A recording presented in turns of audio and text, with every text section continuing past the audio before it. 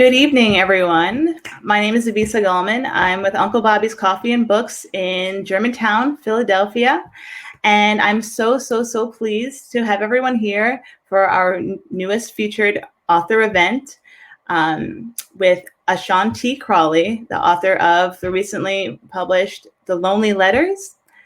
Let me tell you a little bit about him. He's a performance-based and visual artist and curates audiovisual choreosonic events globally.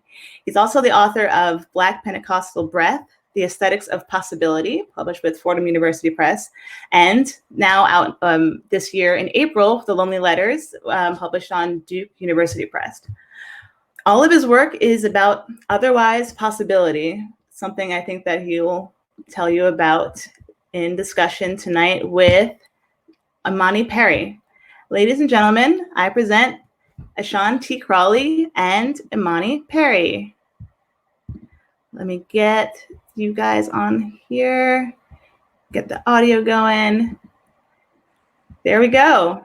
Hi. Hi. Okay, I'm going to let you guys get into it. Thanks for being here. Thank you. Thank you for having us. Hi, friend. Hi, friend. How are you? I'm good now.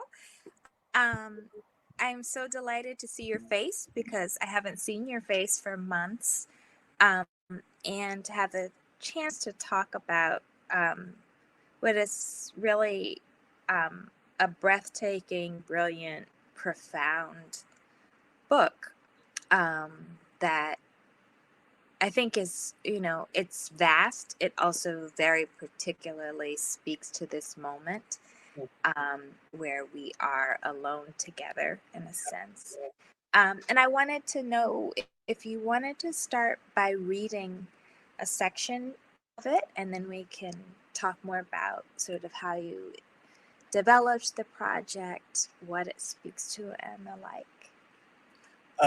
First, thank you, friend, Imani, for doing this with me. I'm really excited to just talk to you and to see your face and not just a text bubble. So it's like, it's really nice. And you've been my lifeline this year. I'll just say that in many ways.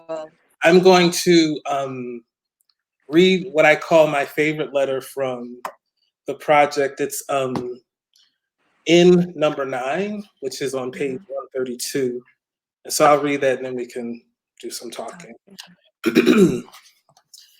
Dear Moth, there are worlds, and the fact of our experiencing them is because we are impossibly vulnerable, open as a way of life. The central nervous system isn't enclosed in the borders of the so-called body, but it's out there in worlds. That which is central is a kind of ecstatic force, ecstatic being, existence beside or otherwise than the self, such that the idea of an outside and inside needs to be thought against, maybe entangled, maybe a system. That's why I talk about flesh instead of a body, because for me at least, flesh names this kind of openness, this necessary vulnerability. It's been a while since I've heard from you. You sent that text when you returned home that you shouldn't have come over, that you're sorry that you cried, that you love me but you can't. And all this talk mostly about God. And it's taken me some time to think about what you wrote to me about God. I had to think about it, had to think about what you think God is. So here. What quantum physics is discovering is a redefinition of space-time as not linear nor separable. If this is the case and God is, as you say, an unfolding, then this God would be the unfolding of all that is not detectual, able to be detected by sensual capacities.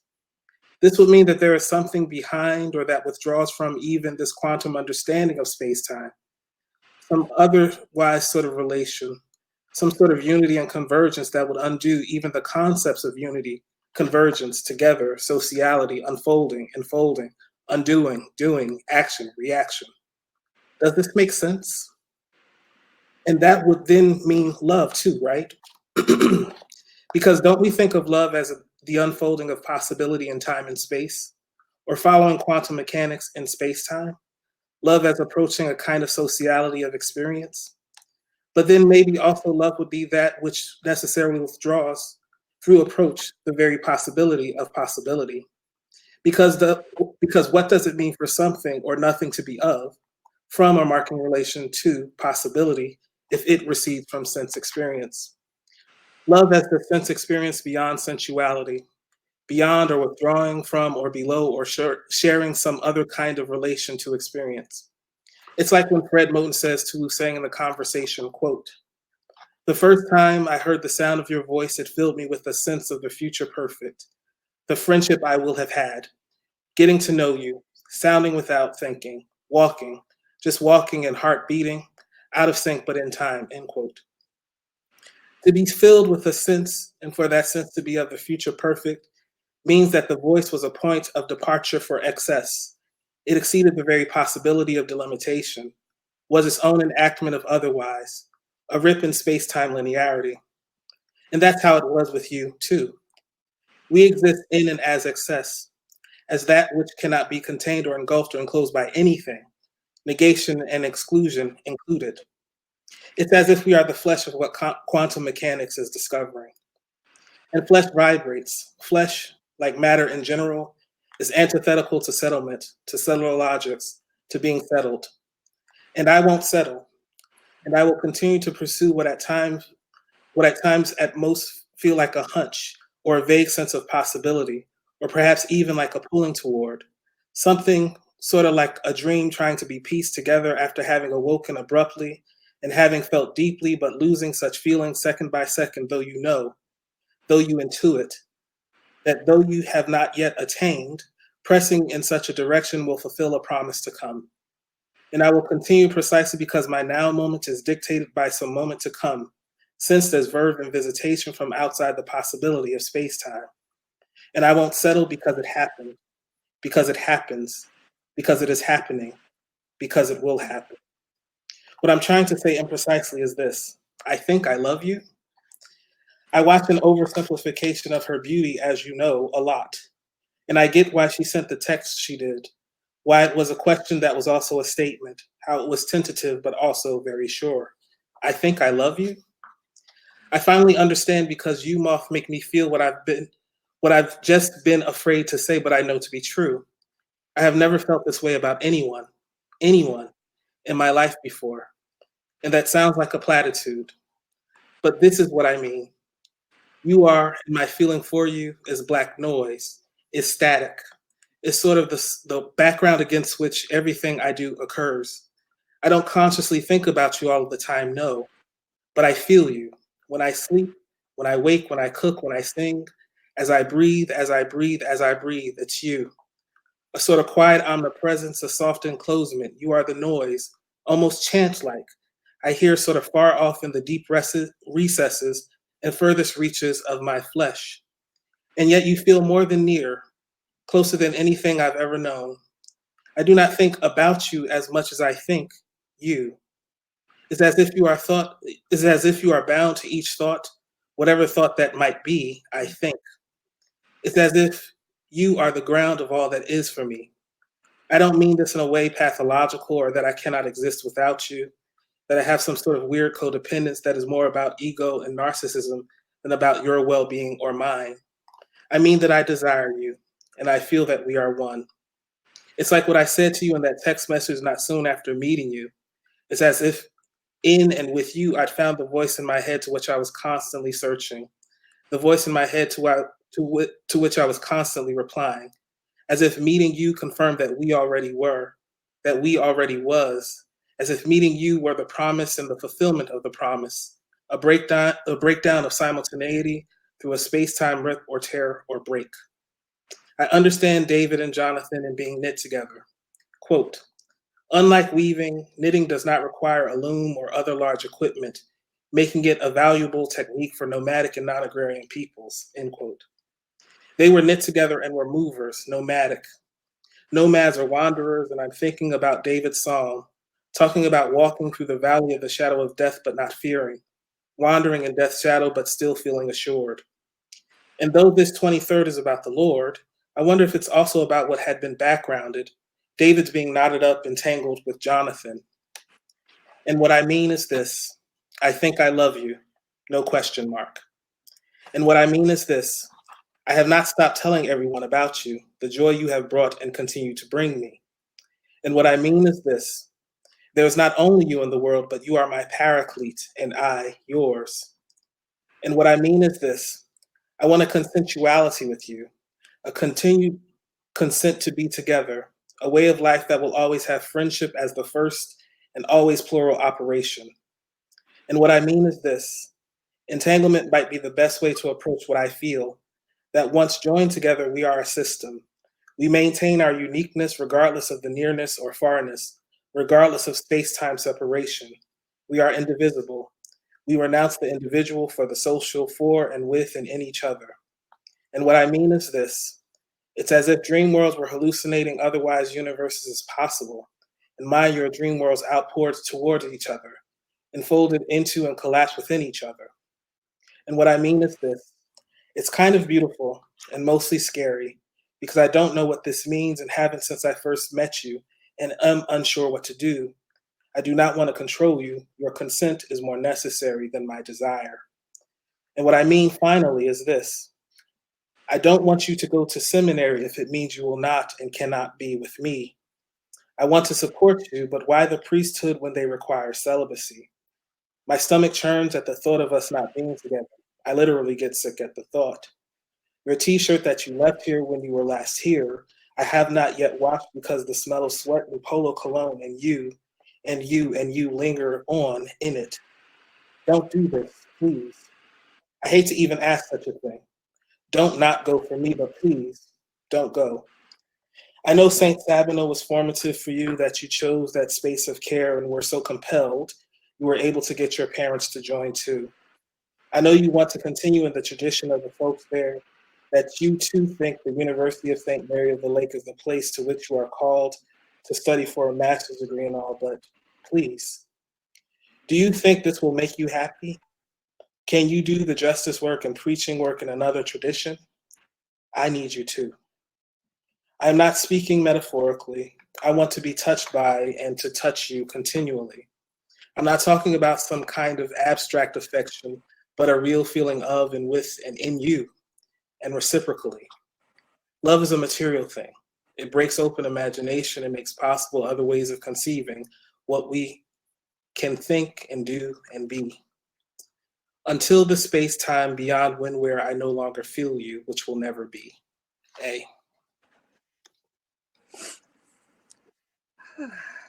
So, as anticipated, I'm the thing. I'm trying not to cry. So I mean, it's an epistolary book. Yeah. It's a declaration of love and otherwise possibility. It's a book that feels like, one of the concepts that I think is that animates my life, which is the passionate utterance, which is an invitation to human relation that doesn't fit into the standard grammars.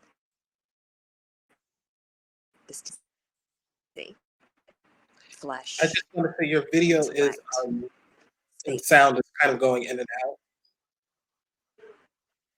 Hello. Oh, I'm sorry. Okay. I heard passionate utterance. Now? I got Can there. you hear me now? I can hear you, but I can't see. Yeah. Well, I'll say this quickly while I try to make sure that I can figure out my video. Who is Moth?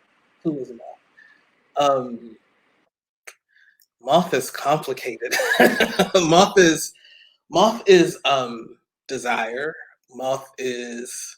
Yeah. So the way I would have answered the question a couple of years ago is embarrassing, but because I theorize embarrassment, I'm just going to go ahead and say it. To all these people watching, hey y'all. Okay. In 2010, I met someone. I think this is in the intro though. I met someone that I thought was the so-called one, and I had begun to write this person emails, and we had a brief set of exchanges to which that person kind of quickly began to not respond. And I had all this stuff in me that I wanted to say about music and about religion and about queerness. And my dear, dear friend who lives in Philadelphia, the godfather of her child, Desiree Thompson, whom I love, said to me, well, you can't keep emailing someone that's not going to respond to your messages, but what you can do is to send yourself the thing that you would say to someone else. And so I began to write to a person named Moth in 2010, and to say these things that I thought I wanted to say about like religion and music and church and loneliness. And around the third email message that I sent to myself, I figured out that I actually wasn't talking to this person because I did not know who that person was.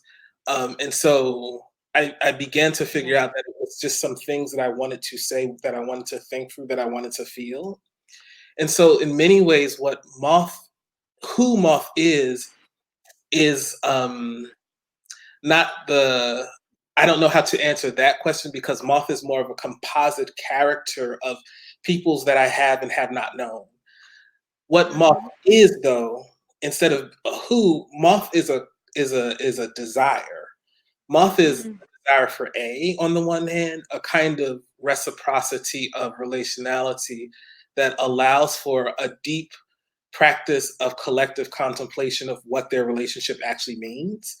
So on the one hand, Moth is the desire for to have a specific kind of relationship, but what Moth is for the author, Ashon, is also deep desire. It's, on the one hand, it is like a composite character of people that I have known, but what Moth also is a desire for this very dense kind of relation, where this kind of being known, where this kind of capacity for conversation, this capacity for honesty and deep vulnerability is not only possible, but constantly practiced, even when it's heartbreaking. So Moth is like this composite thing, but also this striving. Moth is a thing that I want. Moth is the person that I'm hoping exists already and will come to me.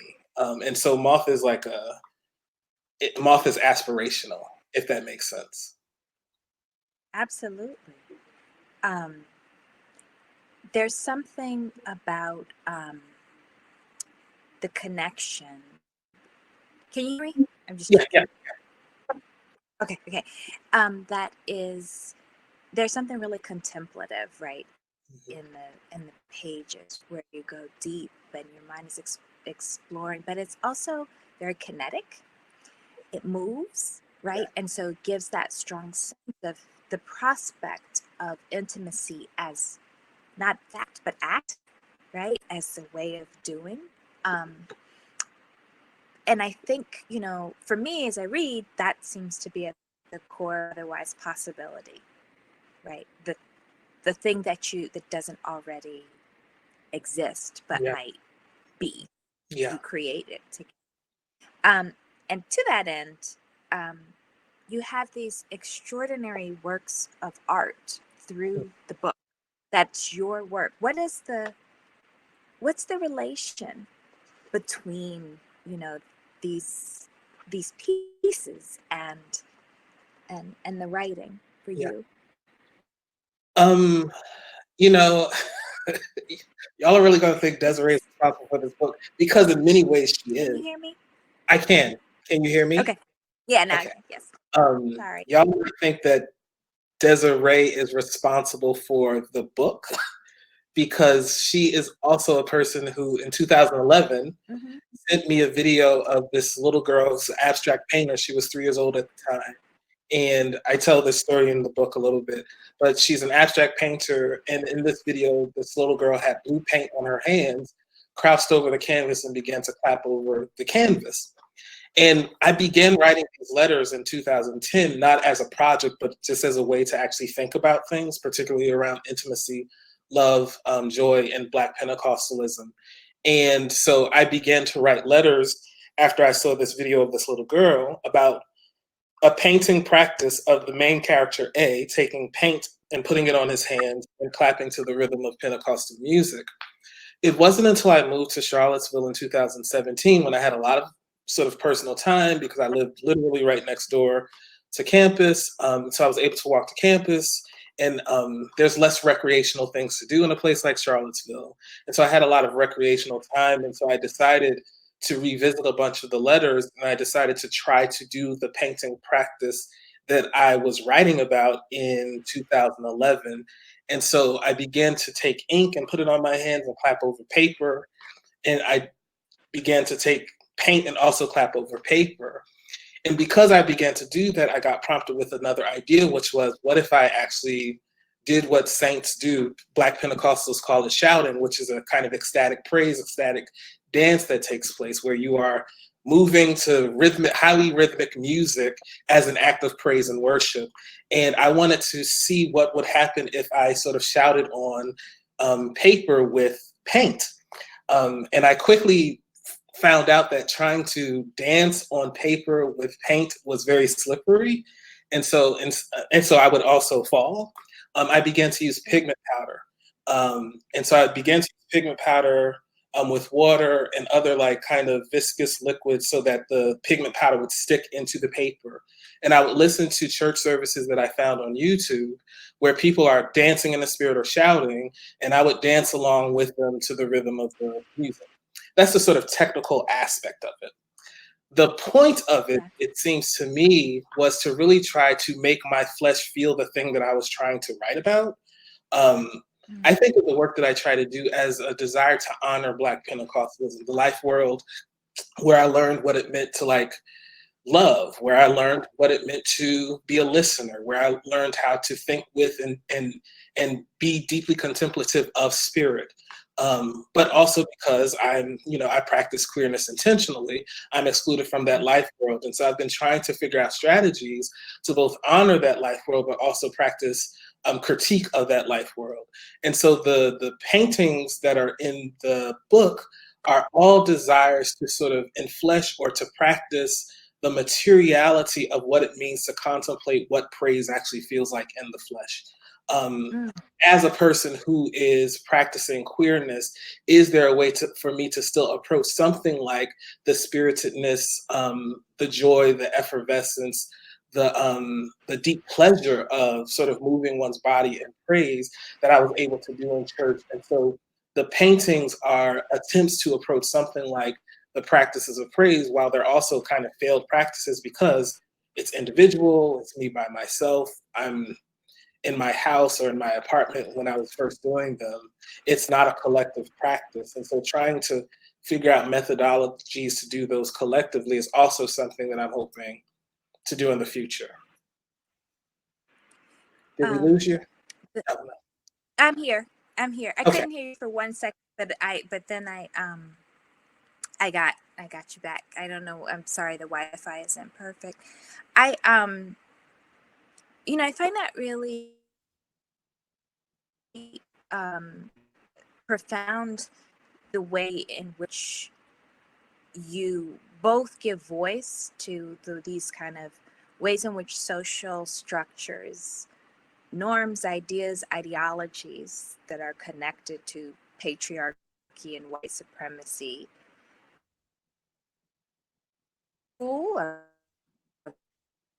Oops, I think we lost you.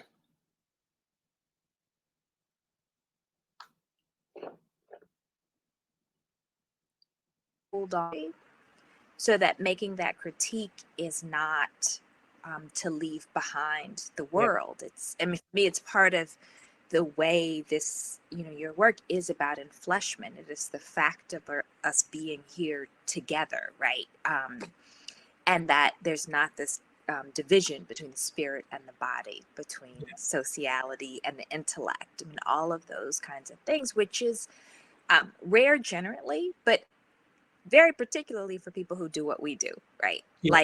Usually when you're, a scholar moving outside of the very detached intellectual project, in some ways you're expected to throw out how deeply one cares about the intellect, right? You like shift gears. This is a refusal of that, right? I mean, yeah. It's a refusal. people laugh at me, but I call myself a failed academic because I have no desire to throw away the thing that I feel. I think that feeling is the primary method through which I move through the world. I think it's the primary method through which we all move through the world. And I think that Western Yeah. regime knowledge have told us that feeling is something that we actually have to relinquish in order to be a high intellectual self. And I have no desire to be that high intellectual thing. I want to sit with, think with, and be about feeling precisely because it is Black. And it is so generative for the otherwise methodology, the otherwise strategy for living in a world that is antagonistic to white supremacist capitalist heteropatriarchy. And so for me, I think, one of the things that annoyed me when I was in seminary was that, I thought we went to seminary because, without like pointing fingers at other people, I thought the point was to actually like rigorously learn things about the text so that we could like, make the world better. And it was a kind of naivete that, like, I went to seminary and I introduced myself to people as like a queer boy, and not realizing that people would be turned off by that kind of very forceful honesty, that people would have a problem with that practice of honesty, because I presumed, like, yeah, we're all going to learn Hebrew and Greek and figure out that what the Bible actually says about queer people isn't what people are saying that the Bible says, and really being disappointed and saddened by the fact that for some people, seminaries seem like a credentialing exercise and not really about the desire to wrestle with text in order to more forcefully embrace people that we think of as marginalized to our practices.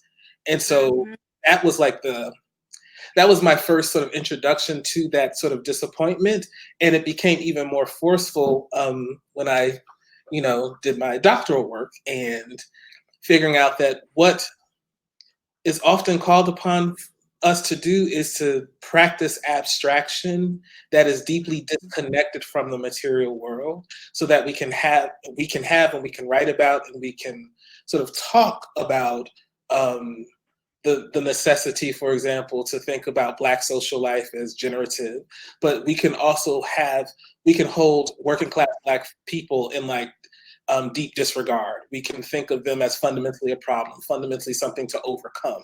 Or we can think with, as my go-to example, I'm writing an essay about this now, queer theory as like a thing to think about and to throw on a CV, and we want to queer this and we want to queer that, but we don't actually want to think about the ways that theory is supposed to be a thing that is supposed to have an effect on us. Right. And that's because I'm a Pentecostal. I'll stop talking after this, but like I'm, Yeah. the thing I learned from my mama and my daddy is that, more than anything else, like the thing that you preach about Sunday is the thing that you're supposed to live every single day. And like, it's not supposed to be a division between like the things that you are preaching and shouting about on Sunday and the ways you always fail, but the ways you try to practice a certain kind of life when you are not seen by the congregation. And so more than anything, the thing that I carry with me is that I'm supposed to at least try to live into the practices that I write about, that I think are generative and that I think are helping, that would help us decolonize, that would help us dismantle white supremacy, that it's a material practice. And I try to carry that spirit of material practice wherever I go. I love that, because we can think about virtually, every area of our lives, there's this pressure to kind of fit into a pre-existing form or doctrine, and there not being actually the process of trying to live, right? The things that we say believe, right? There's a lot of avoidance of that. And so this is, whether you're talking about this in the context of Pentecostalism or being a scholar or what have you, and that in some fundamental sense, that's a core aspect of queerness itself, right? Is that it's a contemplation of an honest human relation, right? I think Yeah, that's at best. What is so the title, right? The Lonely Letters. What does that say about what it is to take up this journey, right? This way of living, a life, really a life ethos, a way.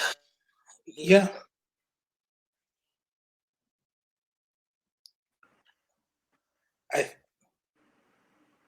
Hello. Can you hear me? Okay, hey, Okay. can you hear me? Yeah, I can hear Yes. you. The question was, what does the title, The Lonely Letters, actually call? Yeah. And what does it mean about these commitments that Yeah. you set forth?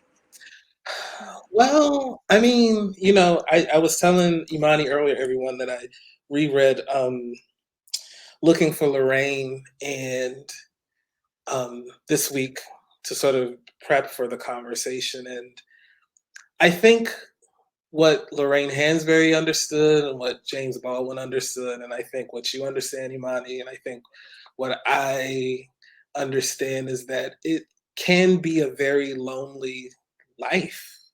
Yeah. To attempt to live with one's heart out Fully, right? and to unflinchingly say to the world, not only that it has to change in some abstract way, but the ways you treat me, this relationship, ain't right. I always tell people that the letters in the Lonely Letters are written to Moth, which is about a very specific social and sexual relationship. But it's also deeply about like the relationship between A and the church, that you have to treat me a certain way, or I'm not going to show up. And it's not just heartbreaking in terms of like, ooh, the church won't live up to the fact that it doesn't know how to deal with queer people. One of the things that I discover in like the art practice of shouting is that I miss church, right? I miss the sociality, I miss the noisiness, I miss the Hammond organ, I miss the clapping. There's something very loving and generative about that kind of space where, and James Baldwin understood this, I think, uniquely, where you can dance in the spirit in front of other people and like never be embarrassed. And people might laugh at you at the individual way that you're doing it, but the laughter isn't a laughter of malice. It's a laughter of, look at this person doing the thing that we all do in the way that they do it. And so there's a way that this person, in their difference and variance, is deeply accepted by the community. I miss that. And so like when I think about like the title, The Lonely Letters, what it is also announcing is that the attempt to live with one's heart, the attempt to live with a kind of practice of integrity, is heartbreaking insofar as it actually produces a certain kind of loneliness that cannot be easily overcome by being included in other spaces. Because one of the things that is constantly being lamented over is the fact of exclusion that is ongoing, and trying to like figure out it's that passionate utterance that you write about, that I'm trying to do these things because I need you to sense me. I need you to hear, feel, touch me. And like, is there something that I do? Can I dance in a way? Can I paint in a way? Can I clap my hands in a way to move you? Can I write in a way that will move you towards me? Right. And that's what the and the loneliness emerges because in the energy that is exerted through the practices of dancing and painting and writing and living and loving and laughing, the energy that is exerted by doing those things, people still practice exclusion, right? And saying, I'm not going to relinquish my capacity for doing these things, even if I know that you are going to ultimately reject it, like the church. And so I think that's what the loneliness and the lonely letters is trying to at least sort of talk about. It's trying to think with, it's trying to sit with, and not trying to easily overcome, but it's trying to say, what if we think with loneliness? Yeah. And I mean, just as you were talking, it reminded me of something that I love so much about this book, and I'm trying to pull up the specific page. There's a section where you talk about where the conversation turns to astonishment at Moth's smile, right? Yeah. And there, so because there's an invitation, right, of an otherwise possibility of a relation, but it's also an invitation for the reader, Yeah. right, and for the moths to to be fully, right, Yeah. so that there's a generosity that courses through the entire book about sort of you testify, right, to moments of grief and heartbreak, but also to the extraordinary beauty, right, of the other, Yeah. right, and you are inviting the reader to be fully, right, and so it becomes I mean, there's something that is deeply spiritual, and also I would say even for me gospel like about the text, right, because it I read and it gives me a sense of courage and possibility, even the ways in which you move through thinking about different kinds of ideas. You sort of reject these box. Okay, now we're going to talk about quantum physics, and now we're going to say this shit bothered me, and now we're going to say, right, because I had this transformative experience, that it's all, it is actually a journey through the corporeal, spiritual, intellectual, the fullness, and the way that we move through life, Yeah. which is always in so many different directions, right? Yeah. I want to tell people, just if you have questions, that you can start to put them up, but also one. It's just, it's the beautiful messiness of life. That's what I think the text is, that, and the thing about the astonishment and the smile, it's like, I love it. all I can say is that, I started writing this in 2010, and really, you read things during quarantine and you're like, did I call this into being? Because there are ways that the things that were written about literal years ago without knowledge of certain people, it's like, oh, that's who. Oh, wow, Right. this person. In like in a specific kind of way that's even like eerie to me. The person who writes about spirituality and like entanglement and like nonlinear time, and still being like, well, I feel like Einstein. This is spooky action at a distance. As far as reading this today based on something that was written then and knowing you, it's like, oh, this is kind of spooky. Yeah. I think that what A wants more than anything is to experience beauty. And Mm-hmm. what A experiences, or Ashon experiences, is beauty and joy daily. And that I'll always have to clarify that the loneliness that I talk about, the loneliness that I think James Baldwin feels, the loneliness that Lorraine Hansberry feel, it's the loneliness of being sort of alone often. But I often think of it as a loneliness of outpouring, that there is abundance, that there is so much, like there's so much that Black queerness has given me in terms of like love and joy and peace and honesty and reckoning with the world.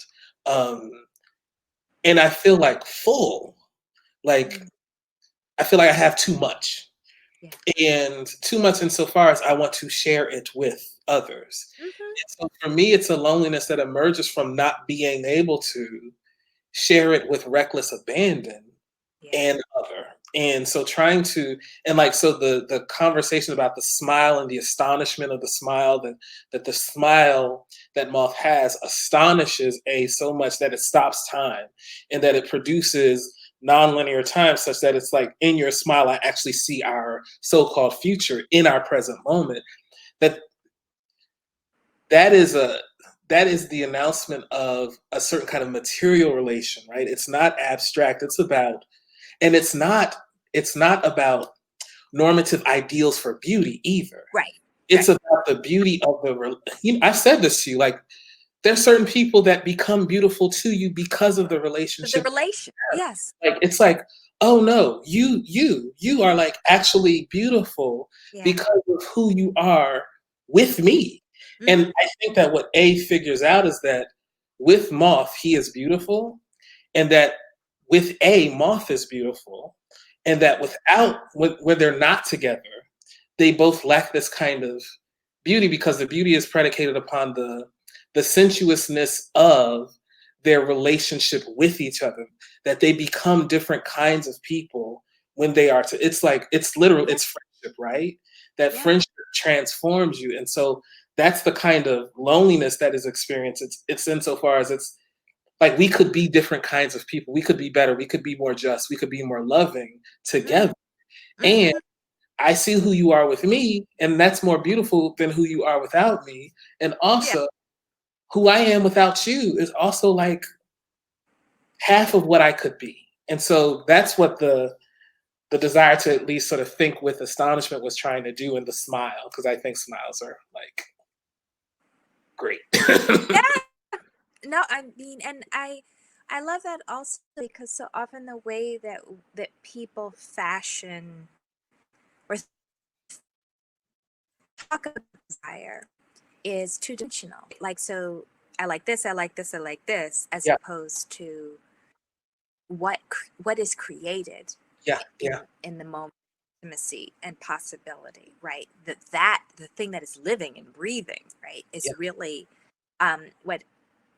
where I think beauty resides. And it's also pushing against very kind of settler colonialist Western European conceptions of beauty as a detachment, as opposed to as a doing, right? And that strikes me as part of why Pentecostalism is so integral to your work, even when you are not speaking specifically about things that are categorically theological. But of course, everything is, in a certain sense, right? Because spirit is in everything. And it's like, what do we do when you experience that deep beauty? Yeah. This is the question alone. When you experience that deep beauty and you reject it, right? That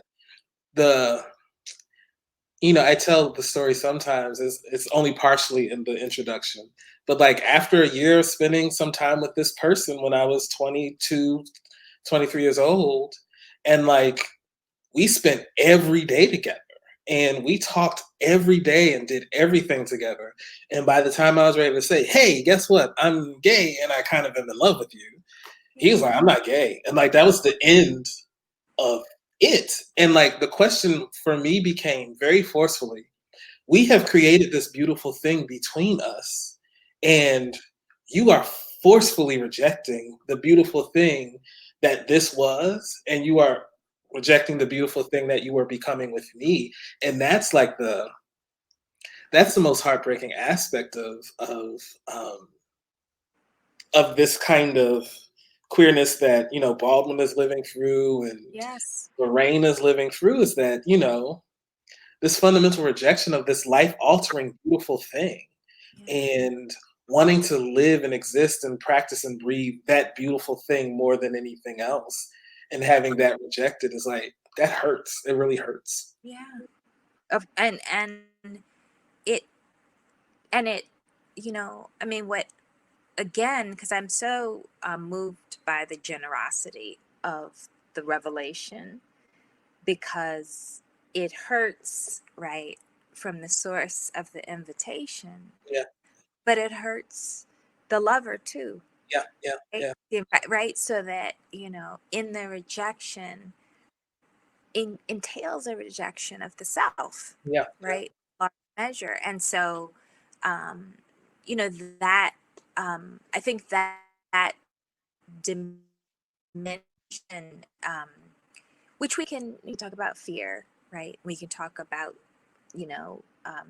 ideology, whatever. There's all kind of terms for it, but that space is, it has this, it's harrowing either way, right? Like, sort of, there's a fear of fullness of humanity, but then there's also the fear of the otherwise, of the unknown, of the possibility, right? And I think that courses all through our lives in so many ways, right? I mean, we start, from childhood on, we are socialized to be less imaginative, less full, less beautiful than the way we come here, right? I mean, we're socialized to be less beautiful than we are. yes. It's like, it's terrible. And, I've said it to you, I say it to everyone. I encourage people to watch children's cartoons because the cartoons for children cultivate imagination, joy, play, friendship, because these are the things that we lose as we are indoctrinated in school and indoctrinated in our religious institutions and indoctrinated in ways to be a proper man, a proper woman, that it is the logic of the normative world that interdicts our capacity for joy and beauty in order to be something called normal. And it's heartbreaking on either side. And I think one of the things I wanted to do was to not just talk about the practice of Black queerness as fundamentally a traumatic experience, even when there is trauma, right? That's not the core. From religious institutions and being rejected from the ones that think you are beautiful is traumatic. But like that's not the fullness of the practice of Black queerness.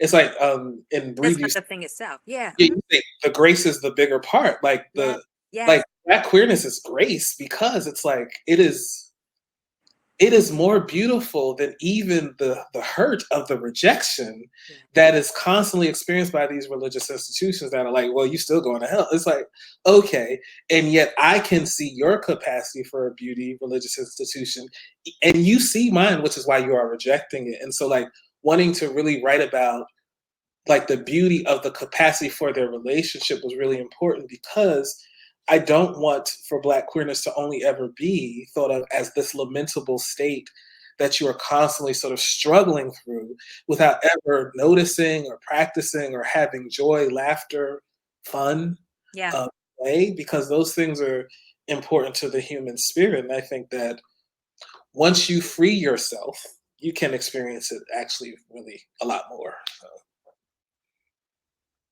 Yes. One of the questions that was written in is about the chapter titles, which are the same as the Black Pentecostal. And what prompted that? How are these works related? So I was in San Francisco. My friend Courtney Bryant, who's a amazing composer and musician, had read some of the Lonely Letters and had composed some music to the letter that I read, actually. For the letter that I read, she composed a song called And What I Mean Is This for that. And it's beautiful, it's loving, it's great. And my friend, S.A. Smythe, we were talking about the possibility for chapter titles because I couldn't figure out what to do the chapters. And I said to S.A., the titles should be the titles from Black Pentecostal Breath since they are working through the same things. And they said to me, yeah, I was going to say that, but I didn't want to. And so it was together that the idea for using the same chapter headings from Black Pentecostal Breath was that idea came to fruition and that I settled on it. Because I think of what happens in the Lonely Letters as literal correspondences to and with what is happening in Black Pentecostal Breath. I used to describe it as the semi-fictional version of Black Pentecostal Breath. I think it's the same ideas that I was trying to work through in Black Pentecostal Breath, and some of the letters from this project are in Black Pentecostal Breath. Some of the ideas I was trying to work through are in that book, and I think a generative way to read my work is to read both of these books together and to think of them as in deep conversation with and critique of one another. So that's why the chapter titles were chosen. And, related to that, I think, one of the many ways that your work feels affirming to me in what I try to do is that is actually this question of form, right? So you are exploring some similar questions, but you have this deep understanding of the way form becomes a register upon which people can hear, experience, feel Yeah. what you're saying, right? So that, yes, but and I love Black Pentecostal breath, and know that also. I, you know, it's a different register. Similarly, when you do, your music projects, when you paint, Yeah. that are re-encountered, right? They're lifelong questions Yeah. that are re-encountered, that can occupy you. You're, like real. I mean, in some ways, maybe spirit possession is like too strong a word, but they get in you, right? Yeah. And you work through them, right, through different kinds of rituals, right, and engagements. That's yeah, I more than anything, what I'm trying to say is that it the work can't just be held at the register of the so-called work. That it has to get in us. It has to change. I mean, we live in a moment of deep crisis, not unlike the deep racialized or the deep crisis of racial capitalism that has existed since before 1492. Um, Cedric Robinson is right that racial capitalism is internal to Europe first and finds its perfectibility in its encounter with the Americas and Black folks. That because we constantly exist in this ongoing crisis, we don't have the luxury to pretend that the things that we are trying to think about are only worth thinking about. That, and I love thinking. I think thinking is fun. Um, but that the things that we think about have to produce material effects in our world. Like, what are we doing to actually interrupt the ongoing nature of this violence that we are up against? And it seems that the practices of Black queerness are one of the ways that there's this deep interruption to the normative world and what we are told we can do, what we can be, and how we can be in relation with one another. And so for me, like the chapters are about the deep interrelation between books. It's about the rearticulation of ideas through form. And it's also about saying that there are certain venues where things make sense. And so like I have no sort of anxiety about writing like an academic, whatever people mean they say that, but I do want to be sure that I write in various registers, and not just write, but that I do things in various registers so that the work can be accessed differently. And so when I did the sound art show in Los Angeles with the Hammond organ, and then the same one 2 years later at Yale with 2 Hammond organs, my parents were able to come. And so it's like, even if they don't read the academic text, or even if they don't read the Lonely Letters, they understand the Hammond organ. And the thing that I'm trying to argue about in Black Pentecostal Breath, and the thing that I'm trying to feel through in the Lonely Letters, is the thing that I'm trying to listen for when I'm listening or sensing the Hammond organ. And so for me, it's been about trying to find various forms, trying to find different venues in order to present the same kinds of concepts and ideas in different ways so that it can be accessed differently. And just related to what you just were saying, another one of the questions is about how do you, when you talk about practicing Black queerness, how is that different and or related to claiming an identity, right? Yeah, just I tell people I'm tired of identity. Like yeah. I understand the claim for identity. I think that claims for identity, though, seem to often presume a kind of coherent core stability of whatever that identity is supposed to mean. And I am less interested in like a core stability, like these things mean X. And what I'm interested in are what are the various ways that we can relate to one another in justice, in joy, in consensuality. And so when I say that I practice Black queerness as opposed to I identify as a queer person, what I'm trying to do is say that queerness is relation. Yes. And And Right. Mm-hmm. that I've said it to people, like, if you are in a relationship with me, even if it's friendship, it is a queer relationship insofar as we are not sort of presuming heteronormativity. We are not presuming sort of gendered roles along a binary to say, because of your gender, you do the tending work and the care work, and because of your gender, you do the strength work and, you build things. Right. What we are doing is we are trying to interrupt the very capacity for the constitution of a normative relationship. And that's true too for friendship. And so for me, what I'm trying to think through are, what are the various ways that we can be in relation to one another as practice, as opposed to saying my identity as a queer person makes me a radical person, thus my politics are right, my ideas are right, and I can never be interrogated because I occupy a marginalized identity. And I am not on that train, because there are people who occupy marginalized identities that do deep harm to other folks. And so for me, the question constantly is, what are the things that you are doing that bring justice into the world, as opposed to what is your identity that disallows a certain kind of critical engagement. I think also that identity often gets in the way of or interrupts the capacity for us being in relation to one another. Because if you identify as X and I identify as this, if the world says we can't be in relation with one another, then we can't be in relation with one another.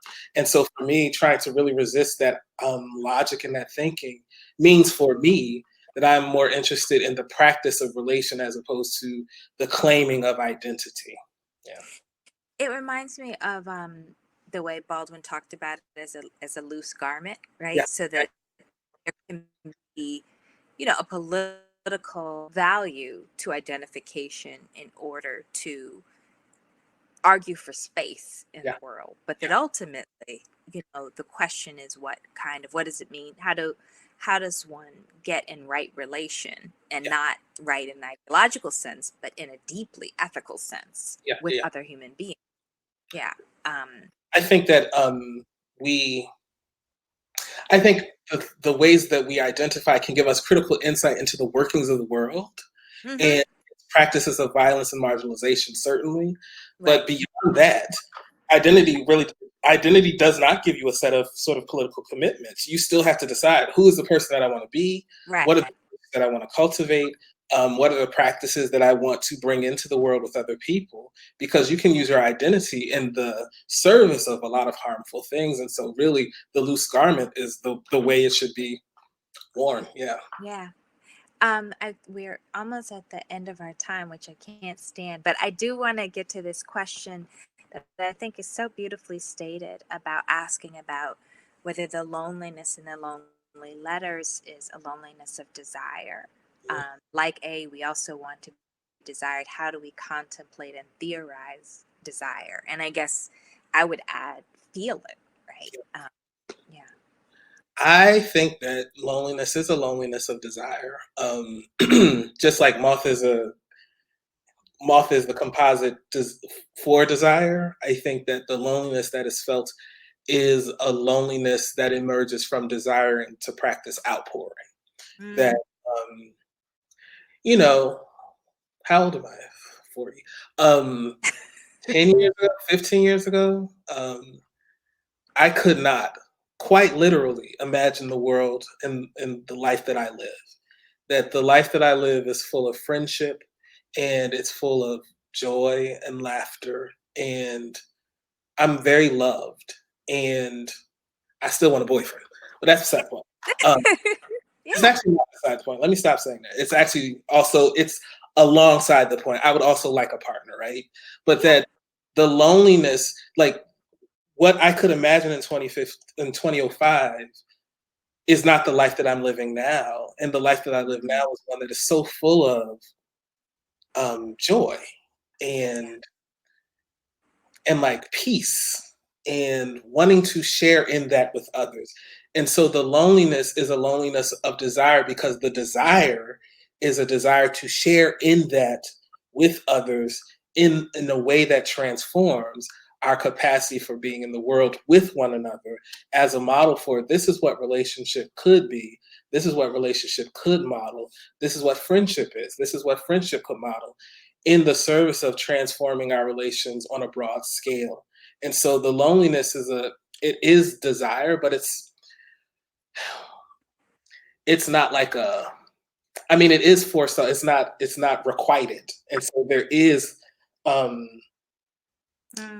it is, there is desire that is remaining, but it's not kind of a desire of feeling bereft or incomplete or needing someone to complete me.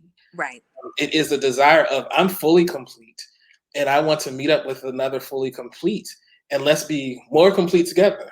Right. And walk through life together. Because this world is also very hard, and it's really cruel, and it's unkind, and it's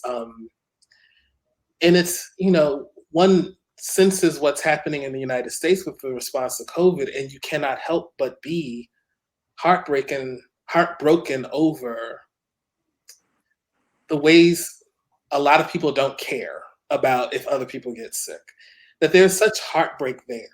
And so for me, it's like the loneliness is like, no, I want to meet up with my person in a way that models otherwise methods and strategies for actually practicing relation, that actually puts care and consent as like the root of the thing that we do, and the way that we are, and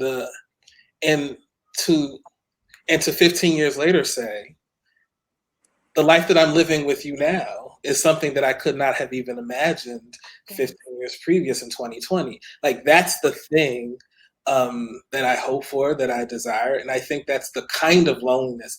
It's a creative loneliness. It's a loneliness of generativity. It's not a loneliness of I don't have anything in me. It's a loneliness of I have so much. So yeah, that's what I'd say.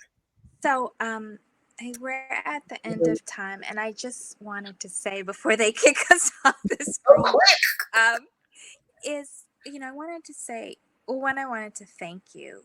I think like most people, I am experiencing grief in this moment and fear, and your friendship and your model in the beauty of your words and the honesty and sincerity, but also of the vegetables you grow, and the beauty you share, and having your art on my walls is such a balm in a difficult time.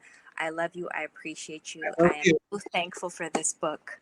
Thank you. And yeah, Thank you. Thank you. I'm glad that we could be in conversation. And thank you to Uncle Bobbie's for hosting. Yes, I want to thank you both. Yes, so thank you, Uncle Bobbie's. It was such a touching discussion. I'm so glad to be part of it. I see the little thing on the side of the screen. Yes. Yes, thank you so much for both of you, Ashon and Imani, for your wonderful participation. Thank you to all of our participants who asked really insightful questions, and just so much love in that sidebar. You can buy the book. You're clicking the green button below. Buy The Lonely Letters and experience it for yourself. Thank you, everyone. Thank you both. Thank you. Thanks. Love you so much. Bye. Bye. Bye.